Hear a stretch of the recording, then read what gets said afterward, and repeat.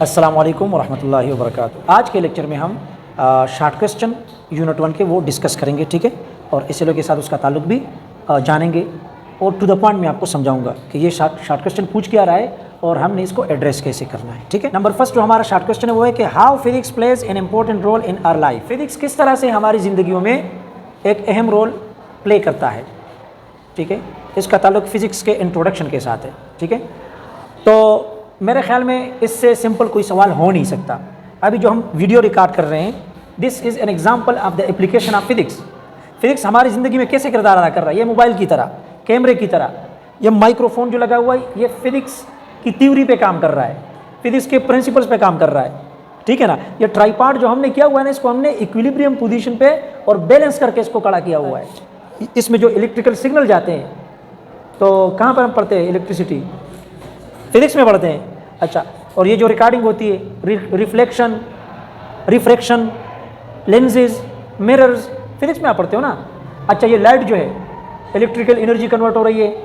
सो आप अपने इर्द गिर्द जो भी चीज़ आपको नजर आएगी उसमें फिजिक्स की एप्लीकेशन कहीं ना कहीं तो होगी, ठीक है ना। कहीं ना कहीं पे फिजिक्स की एप्लीकेशन होगी। तो मॉडर्न साइंस एंड टेक्नोलॉजी हो गई, रोज़मर्रा के इस्तेमाल में किचन में हम बहुत सारी चीज़ें यूज़ करते हैं जो कि फिजिक्स की एप्लीकेशन में आती हैं। तो फिजिक्स हमारी ज़िंदगी में बहुत इंपॉर्टेंट रोल अदा करता है और इसकी आप सैकड़ों मिसालें अपने इर्द गिर्द देख कर ही दे सकते हैं। हवाई जहाज़ हो गए, जंगी जहाज़ हो गए, मिसाइल हो गए, तबाही भी बहुत की है, ठीक है। कंप्यूटर हो गए, मोबाइल, ये सारी चीज़ें फिजिक्स की एप्लीकेशंस हैं और इसी तरह से फिजिक्स हमारी ज़िंदगी में रोल अदा कर रहा है। तो इसका बहुत सिंपल सा जवाब है। क्वेश्चन नंबर 2 पे जाते हैं कि estimate your age in minutes and seconds.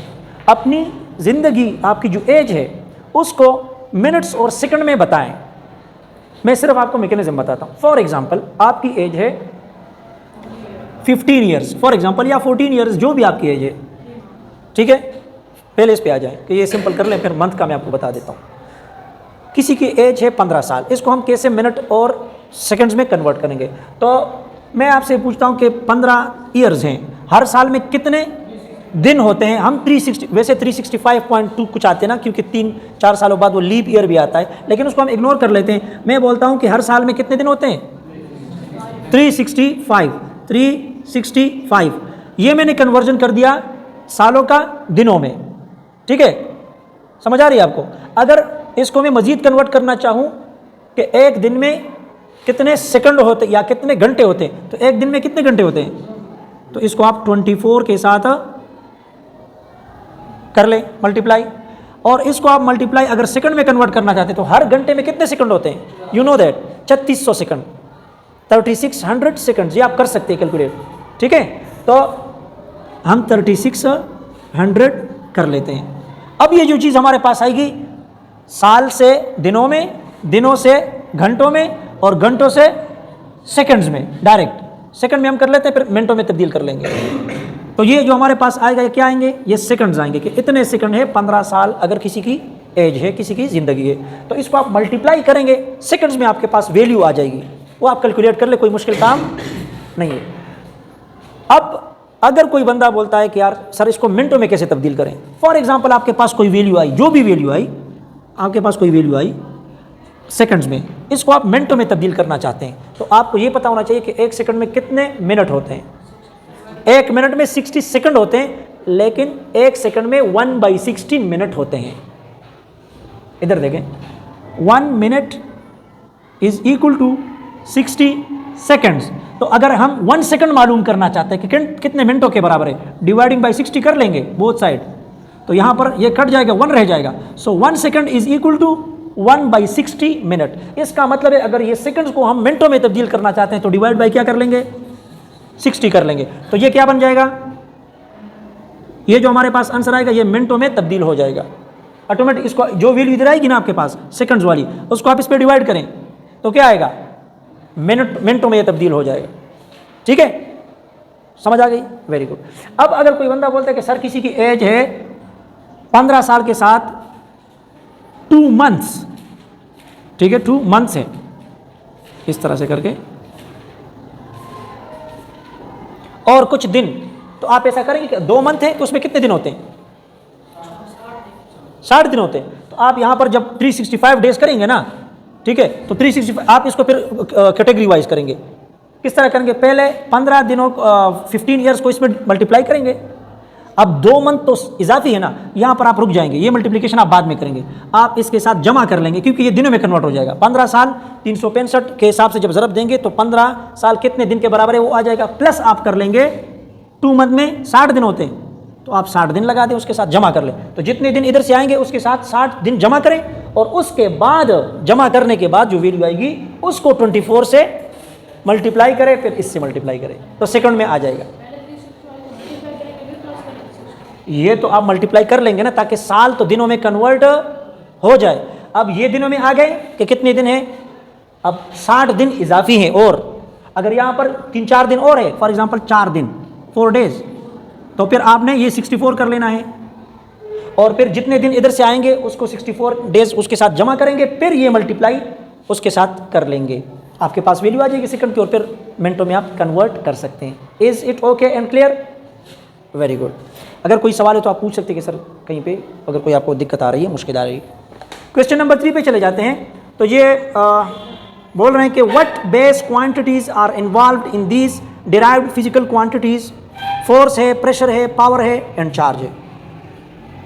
Duster दे दें। अच्छा, तो हमें तकरीबन 4 क्वांटिटीज दी गई हैं, और हमने उसके बेस क्वांटिटीज कौन से उसमें इन्वॉल्व हैं हमें फाइंड आउट करना है। सब नंबर फर्स्ट जो है हमारे पास है, क्या है? फोर्स दिया गया है कि फोर्स के अंदर कौन सी बेस क्वांटिटीज इन्वॉल्व हैं, कि F is equal to M A. M mass है, सो क्लियर, और मास बेस क्वांटिटी है, ठीक है। तो ये तो एक तो बेस क्वांटिटी हमारे पास आ गई। एक्सेलरेशन खुद डिराइव्ड क्वांटिटी है, ये बेस क्वांटिटी नहीं है, इसको हमने मजीद करना है। Since we know that acceleration is actually velocity by time, और वेलोसिटी जो है वो खुद वो भी डिराइव्ड है, उसकी वैल्यू क्या है? वेलोसिटी बराबर है डिस्टेंस L यानी लेंथ डिवाइडेड बाय टाइम। तो एक टाइम ये होगा, एक टाइम ये S डिवाइड बाई टी वाला या L डिवाइड बाई टी वाला हो जाएगा, S डिवाइड बाई टी या L डिवाइड बाई टी। तो L लेंथ हो गया और ये टाइम, ये आ जाएगा हमारे पास L बाई टी स्क्वेयर, ठीक हो गया। तो यहाँ पर अगर मैं पुट करना चाहूँ तो M की जगह मैं M ही पुट कर लूँगा, और A की जगह में L, या आप डिस्टेंस S से रिप्रेजेंट करते तो S से करें, L divided by T square, ठीक हो गया। अब ये मास है, और ये लेंथ है, और ये टाइम का स्क्वायर है, ठीक हो गया। इसको आप ऊपर लेके जाएंगे तो t पावर -2 हो जाएगा, कोई फर्क फिर भी नहीं पड़ेगा। तो अभी आप यहां से बता सकते हैं, या इसको एक और स्टेप अगर हम मजीद करना चाहते हैं, तो मास का यूनिट क्या है, बेस यूनिट क्या है? मास का यूनिट क्या है? केजी। इसमें भी कंफ्यूज है, अल्लाह के बंदो, पेपर में क्या करोगे? अच्छा, लेंथ का यूनिट क्या है? इसमें भी कंफ्यूज हो, मीटर है। और टाइम स्क्वायर को हम ऊपर लेके जाएंगे तो क्या आएगा? सेकंड आएगा। क्या आएगा? सेकंड। तो सेकंड पावर -2। अब हमें पता है कि केजी मास, मीटर लेंथ, और टाइम सेकंड टाइम। तो हमें पता चल गया कि 3 बेस क्वांटिटीज फोर्स के अंदर इन्वॉल्व हैं। सवाल क्या था कि शो कि what base quantities are involve in these derived physical quantity. तो फोर्स के अंदर कौन सी क्वांटिटी इन्वॉल्व है? मास, लेंथ और टाइम, ठीक हो गया। बाकी आप खुद कर लेंगे, बाकी आप इसी तरह से करने, मैं सिर्फ आपको उसके इक्वेशन लिख के देता हूं। दूसरा कौन सी क्वांटिटी है? प्रेशर। डस्टर मुझे दे दें।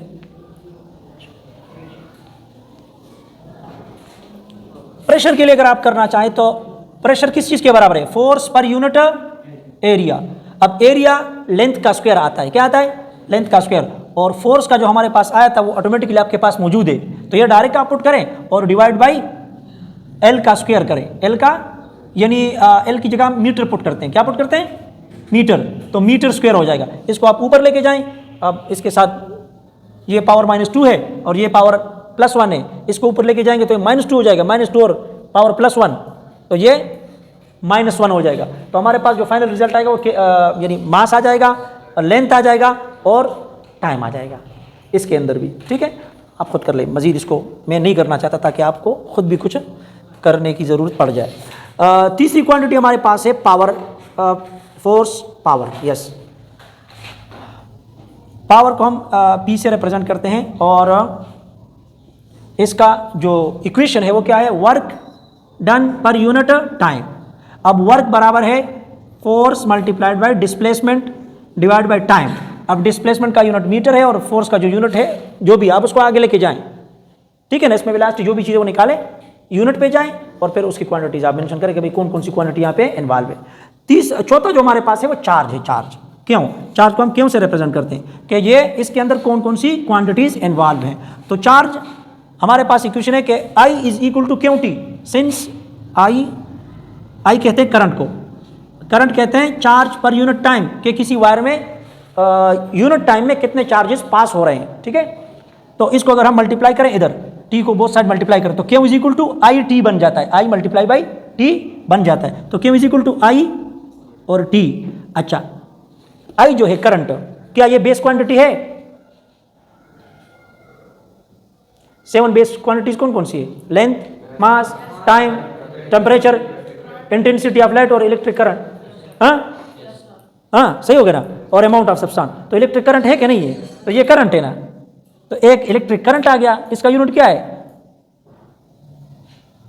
एम्पियर। एम्पियर क्या? एम्पियर। अगर यूनिट में लिखना चाहते हैं तो कैपिटल ए एम्पियर के लिए, और टाइम के लिए सेकंड लिख लें, small yes small second, S small S. तो इसमें एक करंट इन्वॉल्व है जो कि बेस क्वांटिटी है, और एक टाइम इन्वॉल्व है जो कि बेस क्वांटिटी है। चार्ज बजाते खुद बेस क्वांटिटी नहीं है। Is it clear? Very good. Now moving to question number 4, show that prefix micro is 1000 times smaller than prefix milli. तो माइक्रो को हम इससे रिप्रेजेंट करते हैं और इसका मतलब है 10 पावर -6, और मिली 10 पावर -3। अब हम इन्होंने क्या पूछा है कि माइक्रो 1000 गुना छोटा है, ये आपने साबित करना है। माइक्रो 1000 गुना छोटा है, तो ये माइक्रो है, ठीक है।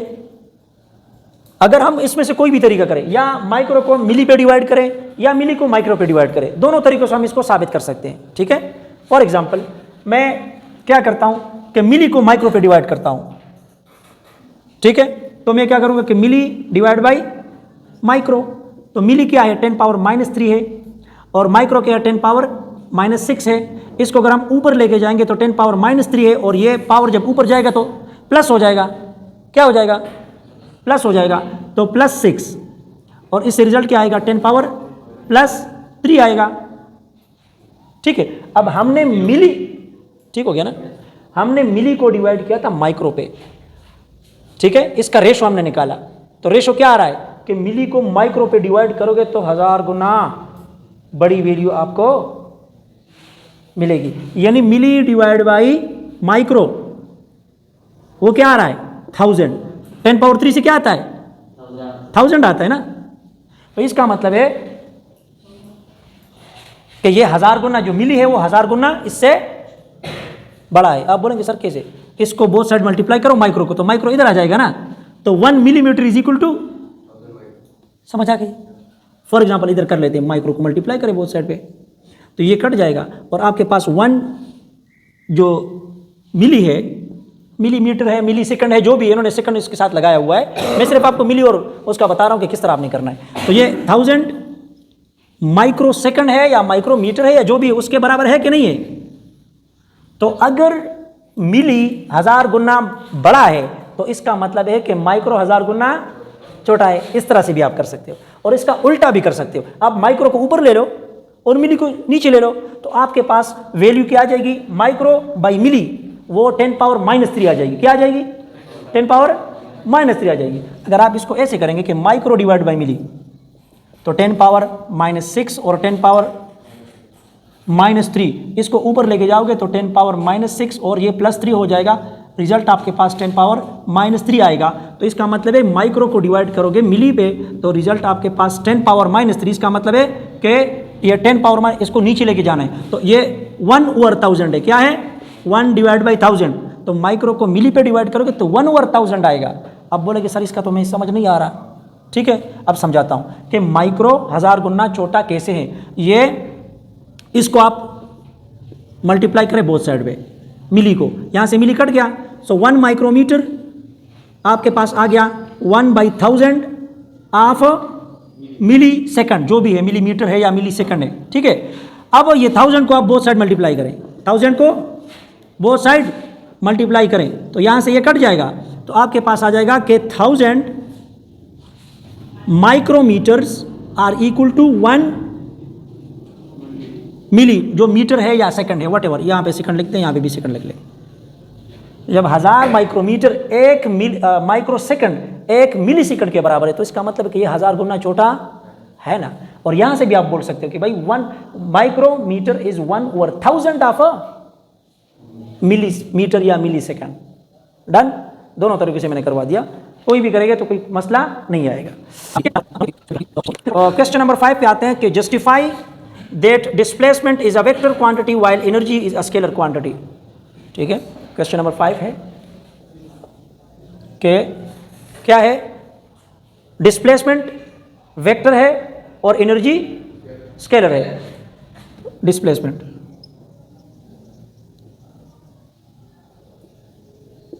और एनर्जी, आपको मैं बताऊं कि भाई डिस्प्लेस हो जाओ 2 मीटर अपनी पोजीशन से और आप अपनी पोजीशन से पीछे हट गए, मैं बोलूंगा पीछे क्यों हटे, आप बोलेंगे सर आपने कहा था कि 2 मीटर अपनी पोजीशन से हट जाओ, तो मैं बोलूंगा मैंने आगे आने के लिए कहा था, आप पीछे क्यों हटे, या लेफ्ट पे जाने के लिए कहा था, आप राइट क्यों गए। तो आप पूछोगे सर आपने डायरेक्शन तो बताई नहीं। तो इसका मतलब है जब हम डिस्प्लेसमेंट की बात करते हैं तो डायरेक्शन का बताना जरूरी है, वरना गलती हो सकती है, गलती हो सकती है। आप इधर खड़े हो, आपके सामने रोड जा रही है, आप मोबाइल में बिजी हो या किसी चीज में लगे हुए हो, इधर से कोई बाइक वाला आपके सामने आ रहा है, एक बंदे ने आपको बोला कि हट जाओ, और आप उस डायरेक्शन में हटे जिस डायरेक्शन से बाइक आ रही थी, आप तो हटे ना, आपको तो इमरजेंसी थी कि भाई हटना है, या इधर हटूं या इधर हटूं या आगे या पीछे कहीं भी, आप गलत डायरेक्शन में हटे तो रोला बनेगा कि नहीं बनेगा। लिहाजा direction matters when we are talking about displacement, ठीक है ना। फिर फिम्स अस्पताल में आपको एडमिट किया जाएगा और हो सकता है कि जनाजे का ऐलान भी हो जाए, ठीक है। तो आपने ध्यान रखना है, जब कोई आपको बोले कि हटे तो ये ध्यान रखना जरूरी है कि भाई इधर उधर देख के या खुद फैसला लेना है या उससे पूछना कि भाई किधर हटूं, ठीक है ना। अगर डायरेक्शन नहीं बताया जाएगा तो डिस्प्लेसमेंट का मतलब पूरा समझ में नहीं आएगा। दूसरी बात, एनर्जी की बात कर ले। जब डायरेक्शन की जरूरत पड़ जाती है, यूनिट भी जरूरत है और डायरेक्शन की भी, तो वेक्टर क्वांटिटी हो गई ना, साबित हो गया। So displacement is a vector quantity. अब एनर्जी पे आते हैं, आपको बोला जाता है कि भाई ये फूड पकाने के लिए इतने जौल की एनर्जी की ज़रूरत है, तो आप ये बता जाते हैं कि ऊपर की तरफ 2 जौल एनर्जी की ज़रूरत है या नीचे की तरफ या टूवर्ड द नॉर्थ या साउथ, ठीक है। आप जब कहते हैं कि मैं इतनी कैलोरीज खाता हूँ, इतनी एनर्जी मेरे अंदर पैदा होती है, तो आप क्या डायरेक्शन बताते हो कि इतने डायरेक्शन में मेरे अंदर इतनी एनर्जी पैदा होती है, ऐसा कभी किसी ने बोला है? बस वो सिर्फ बोलता है कि एनर्जी, यस इतने जौल ऑफ एनर्जी मेरे अंदर, डायरेक्शन की ज़रूरत नहीं है। अगर आप डायरेक्शन बताओगे तो लोग बोलेंगे भैया बंदा पागल है, ठीक है ना, बोले क्या बोल रहे हैं। इसका डिफाइन करने के लिए, एनर्जी के लिए डायरेक्शन की ज़रूरत नहीं, सिर्फ यूनिट और नंबर होना चाहिए कि 2 जॉल, ठीक है ना, 2 लेटर नहीं है, ऐसा ना कि लेटर लगा दो, यूनिट भी सही लगाना है, नंबर भी सही लगाना है, सही हो गया। लिहाजा it is a scalar quantity, that is your answer. Question number 6 है कि screw gauge can give more precise length than vernier calipers, briefly explain why. बहुत आसान इसका जवाब है, बहुत ही आसान जवाब है, ठीक है, कि वर्नियर कैलिपर और स्क्रू गेज, इन दोनों में से जो हमें बेहतरीन जो प्रिसाइज मेजरमेंट देता है वो कौन देता है? स्क्रू गेज देता है। प्रिसाइज का मतलब आपको पता है? नहीं, accurate is something else. Accurate भी ये देगा, लेकिन हम यहाँ पे प्रिसाइज की बात करते हैं। प्रिसाइज का मतलब है कि अगर हम मेजरमेंट को रिपीट करें तो रिपीटिशन के बाद जो वैल्यूज हमारे पास आती हैं वो आपस में बहुत करीब करीब होगी। आपस में कितनी करीब होंगी? जितनी ज्यादा करीब होंगी उतनी मेजरमेंट ज्यादा प्रिसाइज होगी। एक्चुअल वैल्यू से दूर हो या करीब हो, लेकिन वैल्यूज आपस में बहुत करीब करीब आएंगी, ठीक हो गया। अब ये चीज डिपेंड करती है किसी भी इंस्ट्रूमेंट के लीस्ट काउंट पे, ठीक है ना। किस चीज पे डिपेंड करता है? लीस्ट काउंट पे। सो क्वेश्चन नंबर 6 में हम लीस्ट काउंट की बात करेंगे। तो स्क्रू गेज का जो स्क्रू गेज।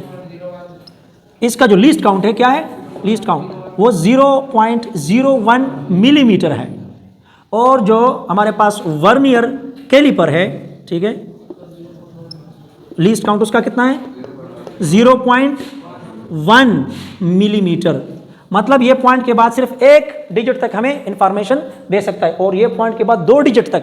अगर इसमें आप मेजरमेंट करेंगे तो वो यहाँ पर आपको कोई यानी 0.01 मेजरमेंट देगी या 0.2 देगी या 3 देगी, यानी इस डिजिट में करीब करीब मेजरमेंट आएगी। अगर इसमें गलती आएगी तो यहाँ पर गलती आएगी कि 0.1 और 0.2 और 0.3। अब यहाँ पे गलती तो बहुत ज़्यादा बड़ी गलती बन जाती है ना, वो मेजरमेंट आपस में बहुत करीब नहीं होंगे, वो बहुत ज़्यादा करीब होंगे तो भी 0.1 मिलीमीटर होंगे, और ये बहुत ज़्यादा दूर होंगे तो भी 0.00 यानी 0.01 मिलीमीटर के फासले पे होंगे। यानी 1 मिलीमीटर के 100वें हिस्से, या आप समझ ले कि हाँ 100वें हिस्से तक वो प्रिसाइज मेजरमेंट आपको दे सकता है, ठीक है ना। 1 मिलीमीटर के अंदर भी इतने छोटे वैल्यू, यानी एक रेंज में आपको वैल्यू देगा जितनी भी आप मेजरमेंट करें, तो इसकी मेजरमेंट आपस में बहुत करीब करीब आएंगी, ठीक है ना, समझ आ रही है। क्योंकि इसके लीस्ट काउंट बहुत छोटा है compare to the vernier caliper.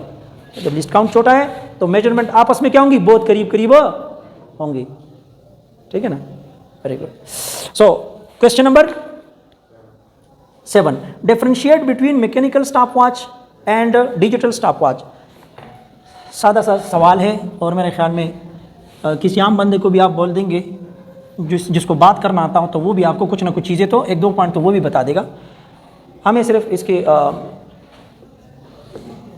Stop watch में क्या होता है, इसकी मैकेनिज्म मतलब ये किस तरह से बना होता है मैकेनिज्म। आपने कभी खोला है स्टॉप वॉच को, जो एक डिजिटल होता है और दूसरा क्या होता है मैकेनिकल जो स्टॉप वॉच हमारे पास होता है मैकेनिकल, ठीक है, वो किस तरह होता है मैकेनिकल स्टॉप वॉच या सिर्फ वॉच, कोई बात नहीं है इसमें, हाँ बटन तो दबाते हैं, अंदर मैकेनिज्म बना किस चीज़ से होता है। उसमें आपने देखा है कोई गियर्स, नहीं इधर देखे ना, उसमें इस तरह से आपने कोई गियर्स देखी होती है, इस तरह से, इस तरह पुलीज देखी है आपने, और इसमें स्प्रिंग्स वगैरह आपने देखे होते हैं, इस तरह से स्प्रिंग्स देखे होते हैं आपने, ठीक है ना। तो आप आसानी से ये बता सकते हो कि mechanical stop watch is made या consist of, is made up of, कोई भी आप अल्फाज इस्तेमाल करें कोई फर्क नहीं पड़ेगा, किस चीज़ से, springs, pulleys and gears. Springs, pulleys and gears, ये नाम तो आपको याद है, साइकिल में स्प्रिंग होते हैं, पुलीज होती हैं और गियर्स होते हैं, ये नाम 3 आपको आने चाहिए। तो इसकी कंस्ट्रक्शन इस तरह है। अब डिजिटल स्टॉपवॉच में क्या होता है, उसमें इंटीग्रेटेड सर्किट होता है, आईसी का नाम सुना है, मोबाइल का आईसी खराब हो गया, वो इंटीग्रेटेड सर्किट है। आप बोल दो digital stopwatch is made up of integrated circuit, logic gates, it is an electronic device. कौन सा डिवाइस, इलेक्ट्रॉनिक डिवाइस, ठीक है ना।